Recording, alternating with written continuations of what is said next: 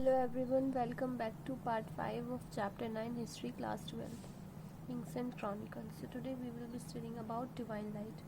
What was the concept of divine light? So let's begin.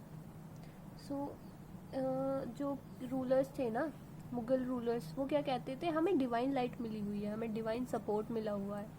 तो उन्होंने बहुत से एग्जाम्पल दिए थे. इन सब एग्जाम्पल में सबसे बेस्ट ये है, एक मंगोल क्वीन थी एलेंकुआ. वो क्या है, सनशाइन से प्रेग्नेंट हो गई थी. रे ऑफ सनशाइन से क्या हो गई थी, वो प्रेग्नेंट हो गई थी. तो उनका जो ऑफस्प्रिंग था ना, वो क्या करता था, उसके अंदर डिवाइन लाइट थी. ही कैरिड डिवाइन लाइट. ठीक है, तो उसे डिवाइन लाइट की प्राप्ति हुई थी. एंड फिर ये जो डिवाइन लाइट थी, ये पास होती रहती थी एक जनरेशन से दूसरी जनरेशन में. ठीक है, एक फरे-इजादी का कॉन्सेप्ट दिया गया था अबुल फजल के द्वारा. ये कॉन्सेप्ट वैसे अगर हम देखें, इनिशियली ये कॉन्सेप्ट किसने दिया था, तो ये कॉन्सेप्ट ईरानी सूफी थे एक, सिहाबुद्दीन सुहरावर्दी. ठीक है, 1191 में इन्होंने ये कॉन्सेप्ट दिया था फरे-इजादी का. ठीक है, अगर क्वेश्चन आएगा किसने टर्म कॉइन किया था फरे-इजादी का, तो शिहाबुद्दीन सुहरावर्दी ने किया था. लेकिन मुगल एम्पायर में जिसने बताया था ये, वो अबुल फजल था. अब देखते हैं हम. Divine light was transmitted to the king who then became the source of spiritual guidance for his subject. मतलब ये लाइन क्या कहना चाह रही है कि डिवाइन लाइट ट्रांसमिट होती है किंग के पास. ठीक है, किंग के पास भी वो जनरेशन से आई है, जैसे किंग के फादर से आई है, फिर फादर में किससे आई थी, ग्रैंड फादर से आई थी. तो ऐसे ऐसे मतलब ट्रांसमिट हो रहा है डिवाइन लाइट का. और फिर क्या है, जब एक बार वो किंग के अंदर आ जाती है डिवाइन लाइट, तो वो अपने सब्जेक्ट्स, जो प्रजा होती है, उसके लिए क्या हो जाता है, सोर्स ऑफ स्पिरिचुअल गाइडेंस हो जाता है. ठीक है, अब देखते हैं. Abul Fazal placed Mughal kingship as the highest station in the hierarchy of object receiving light. तो मुगल फजल ने क्या बोला था, मुगल फजल ने बोला था जिनको ये डिवाइन लाइट की प्राप्ति हो रही है ना, जिनको ये डिवाइन लाइट मिल रही है गॉड के थ्रू, उनमें सबसे जो हाईएस्ट स्टेशन है, जिसके पास वो सबसे ज्यादा डिवाइन लाइट है, वो कौन है, मुगल किंगशिप है, जो मुगल रूलर्स हैं वे हैं. ठीक है, तो ये फरे-इजादी का कॉन्सेप्ट था. ठीक है, अबुल फजल ने बताया है ये लाइन. ठीक है, अब देखते हैं a unifying force. A unifying force कौन सी थी, a unifying force emperor. Emperor is the source of peace and stability. हाँ, तो एम्परर क्या था, वो सभी अपनी प्रजा, जो सब्जेक्ट्स होते थे, उनके बीच में पीस बना के रखता था, मेंटेन करके रखता था और स्टेबिलिटी रखता था. ठीक है, stood above all religion ethnic groups mediating all among them. तो मतलब एम्परर जो होता था, वो क्या होता था, सबसे ऊपर होता था. वो हर रिलीजन, हर एथनिक ग्रुप से ऊपर था. उसका काम क्या होता था, मीडिएट करना, मतलब शांत करना, शांति बनाए रखना सभी के बीच में. तो अबुल फजल डिस्क्राइब्ड आइडिया ऑफ सुलह कुल. अबुल फजल ने एक और आइडिया दिया था, वो है सुलह कुल का. अबुल फजल ने फरे-इजादी का एक कॉन्सेप्ट दिया था कि जो डिवाइन लाइट मिल रही है, वो सबसे ज्यादा किसको मिल रही है, मुगल किंगशिप को मिल रही है. और एक इन्होंने सुलह कुल का भी कॉन्सेप्ट दिया है. सुलह कुल क्या है, all religion and school of thought had freedom of expression. कि मतलब मुगल एम्पायर के अंदर जितने भी रिलीजन है और स्कूल ऑफ थॉट्स हैं, मतलब जिनके जो जो विचार हैं, वो सब अपने विचार एक्सप्रेशन को जो है प्रकट कर सकते हैं, उन्हें फ्रीडम है. ठीक है, अपना रिलीजन और अपने थॉट्स को एक्सप्रेस करने की. पर एक कंडीशन भी है, वो अपने आइडियाज, थॉट्स को एक्सप्रेस कर सकते हैं, लेकिन उन एक कंडीशन है. वो कंडीशन क्या है, वो अंडरमाइन नहीं कर सकते अथॉरिटी ऑफ स्टेट. मतलब स्टेट की जो पावर है, अथॉरिटी है, उसे अंडरमाइन नहीं कर सकते, उसे मानने से इनकार नहीं कर सकते. ठीक है, नॉट फाइट अमंग देमसेल्व्स. और दूसरा क्या है कि आपस में लड़ाई भी नहीं कर सकते, कि मतलब जैसे हिंदू के जो रिलीजियस ग्रुप है, मतलब प्रीस्ट वगैरह है, वो उलमा के साथ लड़ाई कर रहे हैं, डिबेट कर रहे हैं, ऐसे भी नहीं कर सकते, मतलब आपस में लड़ाई नहीं करनी. ठीक है, अब देखते हैं सुलह कुल इम्प्लीमेंटेड बाय स्टेट पॉलिसीज. बाद में से स्टेट पॉलिसीज के थ्रू जो है इम्प्लीमेंट भी कर दिया गया था. ठीक है, नोबिलिटी अंडर द मुगल्स. अब देखते हैं हम नोबिलिटी कौन कौन थी मुगल्स के अंदर. नोबिलिटी मतलब जो अमीर लोग हैं, ठीक है, इन्फ्लुएंशियल लोग हैं. ठीक है। अ कंपोजाइट एंड कंप्राइजिंग, मतलब बहुत सारी नोबिलिटी थी, कोई एक नोबिलिटी, मतलब एक रिलीजन की नोबिलिटी नहीं थी। ईरानीज थे, तुरानीज मतलब जो सेंट्रल एशिया से आए हुए लोग हैं। अफगानीज थे जो अफगानिस्तान से आए हैं। राजपूत थे और डेक्कनीज थे। डेक्कनीज जो मतलब नीचे होता है ना, डेक्कन पेनिनसुला, जहाँ पे मतलब हमारी स्टेट्स हैं जैसे केरला, तमिलनाडु, ये सब, ठीक है। Positions and awards were purely given on the basis of service and loyalty, मतलब यहाँ पे पोजीशंस दी जाती थी सबको, रैंक दी जाती थी, मनसब, और अवार्ड्स वगैरह भी दिए जाते थे किंग्स के थ्रू किन्हें, नोबिलिटीज को। तो वो प्योरली बेस्ड ऑन किस पे थे, सर्विस एंड लॉयल्टी, की ये कैसी सर्विस प्रोवाइड कर रहे हैं और लॉयल हैं किंग की तरफ या नहीं, उसके अकॉर्डिंग ही उन्हें क्या मिलते थे, पोजीशंस एंड अवार्ड्स मिलते थे इन मुगल कोर्ट, ठीक है। अब देखते हैं हम, Akbar abolished pilgrimage tax in 1563। 1563 में क्या है, अकबर ने पिलग्रिमेज टैक्स को हटा दिया, और जिजिया कर, जो नॉन मुस्लिम के ऊपर सब्जेक्ट्स के ऊपर लगता था टैक्स, जिजिया कर प्रोटेक्शन के लिए, वो भी हटा दिया 1564, ठीक है। जिम्मीज के ऊपर लगता था, जिम्मी मतलब प्रोटेक्शन, ठीक है।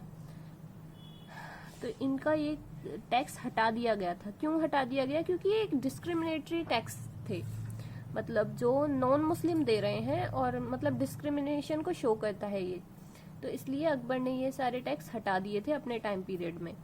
अब देखते हैं, औरंगजेब ने क्या है, रिइम्पोज कर दिया था जिजिया कर टैक्स को ऑन नॉन मुस्लिम सब्जेक्ट्स, ठीक है। Abul Fazal defined sovereignty as a social contract, तो देखो फिर से अबुल फजल ही आ गए, ठीक है। उन्होंने सोवरेनिटी को एक सोशल कॉन्ट्रैक्ट बताया, ठीक है। सोवरेनिटी मतलब जो किंग है, जो रूलर है, ठीक है।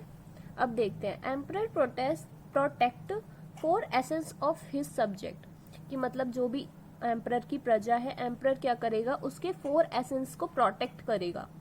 क्या है वो फोर एसेंस, मतलब जो बहुत जरूरी चीजें हैं, ठीक है, जैसे लाइफ, उनकी लाइफ को प्रोटेक्ट करेगा एम्परर, प्रॉपर्टी को मतलब प्रोटेक्ट करेगा, ऑनर को प्रोटेक्ट करेगा, और फेथ को प्रोटेक्ट करेगा, मतलब जान, माल, नमस, दीन, इन चारों चीजों को प्रोटेक्ट करेगा मतलब रूलर या एम्परर। और इन रिटर्न वो क्या लेगा, वो डिमांड करेगा ओबीडियंस की, कि मतलब उसकी जो सब्जेक्ट्स हैं, उसके जो प्रजा है, वो उसकी डिमांड्स जो भी हैं उन्हें पूरी करे, ठीक है। मतलब शेयर ऑफ रिसोर्सेज दे उन्हें, मतलब जो शेयर करे रिसोर्सेज, जैसे कि पहले कृषि होती थी, एग्रीकल्चर होता था, उससे जो प्रोड्यूस हो रहा है उसको, उसका आधा हिस्सा या जितना भी हिस्सा मांगा गया है उसे रूलर को दे दे एज अ टैक्स, ठीक है। अब देखते हैं justice. Justice highest virtue of Mughal monarchy, justice के लिए मुगल एम्पायर को जाना जाता था, ठीक है। तो मतलब जस्टिस तो सबको मिलता था मुगल मोनार्की में, ठीक है, स्पेशली अकबर के टाइम पीरियड के ड्यूरिंग, ओके। तो अब देखते हैं हम Capitals and court. Capitals and court, तो कैपिटल्स जो है वो बार बार चेंज होती रहती थी, उनके डिफरेंट रीजंस होते थे, ठीक है। अब देखते हैं, कैपिटल क्या होती थी, heart of Mughal court, Mughal empire. Mughal empire का जो हार्ट है वो क्या है, कैपिटल है। Heart of Mughal empire question आए तो कैपिटल, ठीक है।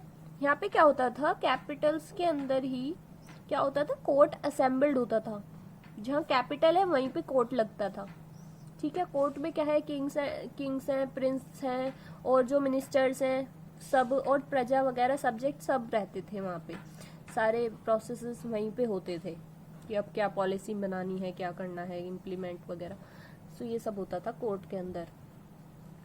ये कोर्ट तो आपने देखा भी होगा, हम नाटक देखते रहते थे, सीरियल्स, जोधा अकबर, उसमें अच्छे से सब डिस्क्राइब कर रखा है, ठीक है। Capital cities frequently change during 16th century and 17th century, तो कैपिटल सिटीज जो है वो फ्रिक्वेंटली मतलब लगातार चेंज हुई 16th एंड 17th सेंचुरी में। 16th सेंचुरी का मतलब क्या है, 1501 से लेके 1600, के बीच का time period, and 17th century मतलब 1601 से लेके 1700 के बीच का टाइम पीरियड। तो इस टाइम पीरियड मतलब इन 200 सालों में क्या है, सिटीज जो है, कैपिटल सिटीज वो फ्रिक्वेंटली चेंज हुई थी, एक के बाद एक चेंज होती थी। अब देखते हैं अकबर के टाइम पीरियड के ड्यूरिंग कौन सी कैपिटल सिटीज थी। तो आगरा थी, ये लोधी कैपिटल थी, और बाबर ने भी सही अपनी कैपिटल बना दिया आगरा को। फिर अकबर ने क्या है, फतेहपुर सीकरी को अपनी कैपिटल बनाया। रीजन क्या था इसके पीछे, Sikri was located on the direct road to Ajmer. Sikri कहाँ पे लोकेट करता था, डायरेक्ट रोड ऑफ अजमेर पे लोकेट करता था। अजमेर क्यों इम्पोर्टेंट है, क्योंकि वहां पे शेख मुइनुद्दीन चिश्ती की दरगाह थी। ठीक है, दरगाह किसकी थी, शेख मुइनुद्दीन चिश्ती की। इम्पोर्टेंट क्वेश्चन है ये भी। ठीक है, शेख मुइनुद्दीन चिश्ती की इम्पोर्टेंट मतलब शेख मुइनुद्दीन इम्पोर्टेंट है। ठीक है, चिश्ती सिलसिला ही इम्पोर्टेंट है। ये सब आपने चैप्टर 6 में पढ़ा होगा। अब और मैं तो उसे बाद में चैप्टर को पढ़ाऊंगी, आप पढ़ लेना। ठीक है, अब मुगल्स क्या थे, क्लोज थे किसके साथ, सूफीज के साथ। अब हमने देखा भी है कि वो जो अकबर जो है वो 14 टाइम्स गया था 1580 से पहले कहाँ पे, दरगाह पर। किन पे, ये सूफीज की, चिश्तीज की, जो ये शेख मोइनुद्दीन की चिश्ती की जो दरगाह है ना, वहाँ पे 14 टाइम्स गया था, विजिट करा था उसने।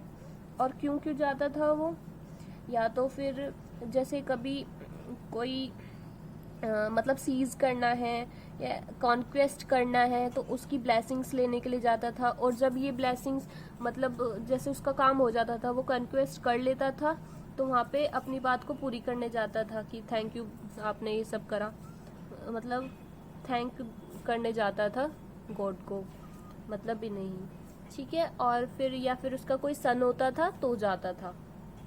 तो ये रीजंस थे उसके जाने के। तो हमने देखा कि मुगल्स के जो है सूफीज के साथ बहुत क्लोज रिलेशंस थे, स्पेशली चिश्ती सिलसिला। ठीक है, Akbar commission the construction of white marble tomb for Sheikh Salim Chishti. तो अकबर ने क्या करा, कमीशन करा कंस्ट्रक्ट करने के लिए व्हाइट मार्बल टोम को। मतलब उसने कहा कि व्हाइट मार्बल टोम बनाया जाए शेख सलीम चिश्ती के यहाँ के लिए। ठीक है, अब देखते हैं बुलंद दरवाजा।